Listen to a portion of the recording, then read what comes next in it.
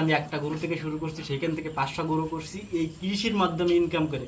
বর্তমান সময়ে আমরা কৃষি প্রজেক্টটা সফল ব্যক্তি কাদের ভাবি?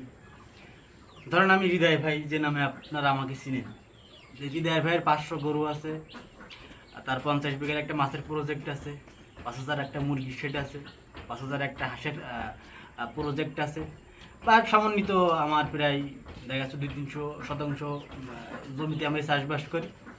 তো এইটারে আপনারা সফল কৃষি মনে করেন। আসলে বাস্তবতা যেটা শুধু আমার মতো না, মানে আমার যারা আপনারা ভাবেন বা আমার মতো যারা কৃষি নিয়ে ভিডিও করে, যাদেরকে আপনারা ভাবেন, আসলে এর পিছনের রহস্য হচ্ছে আপনার, ধরেন আমার কথাই যদি বলি, আমার হয়তো চাকরির ইনকাম আছে বা সেখানে একটা অ্যামাউন্ট ছিল জমানো, আমার অন্য অন্য বিজনেসের হয়তো ক্যাশ ছিল, বা দেখা যাচ্ছে আমার মতো করে না, অনেকের মতো করে যারা করে, অনেকের শিল্প কলকারখানা আছে। তো এই কৃষি প্রজেক্টে যারা ইনভেস্টটা মূলত করে বা কৃষি যে অ্যাক্টিভিটি আপনারা দেখছেন, তাদের কিন্তু ব্যাকগ্রাউন্ড অনেক জায়গায় আপনার ওই রকম লেভেলে টাকা আছে বা ওই রকম আর্নিং সোর্সও আছে।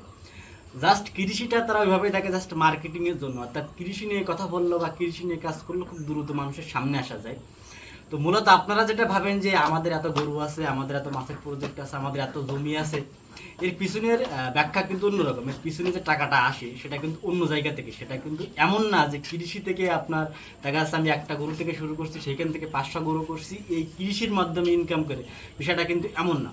অর্থাৎ আপনারা এইটা চিন্তা করে আসবেন যারা কৃষিতে নতুন আসবেন, যে সফলতাটা আসলে কোথায় নির্ভর করে। কৃষিতে কিন্তু অত লাভ আসলে নেই আপনারা যেটা ভাবেন, বা আপনারা যারা স্বপ্ন দেখেন আমাদের মতো করে, যে আমি মুখ ভাইয়ের মতো হবো, তুমুক ভাইয়ের মতো হবো, তুমুক ভাইদের ইনকাম কিন্তু অন্য জায়গায়। এটা আপনাদের বুঝে আসা লাগবে, কারণ এটা পাবলিকলি এভাবে কেউ বলে না। আর আমি যদি সবসময় চেষ্টা করি লিগালটা বলার বা সত্যটা বলার, আপনারা যেন ক্ষতিগ্রস্ত না হন। কারণ আমি যখন এখান থেকে 2014 সালে কৃষিতে আসি মোটামুটি ফুল টাইম ব্যবসার জন্য, যেহেতু আমি আমার চাকরি ছিল ফুল টাইম, এরপরে পার্ট টাইম হয়তো আপনার বিজনেস করতাম, বাট আমার প্ল্যানিংই ছিল যে আমি ফুল টাইম ব্যবসা আসবো। বাট তখন কিন্তু আমি নিজেও এই ভুলটা করছিলাম। মানে আমি এরকমটাই ভাবতাম যখন আমিও শুরু করি, যে যারা এরকম গরুর খামারি আছে বা অমুক তুমুক আছে, তারা হয়তো বা কৃষি করে এটা করছে, কিন্তু এটা আসলে কিন্তু না।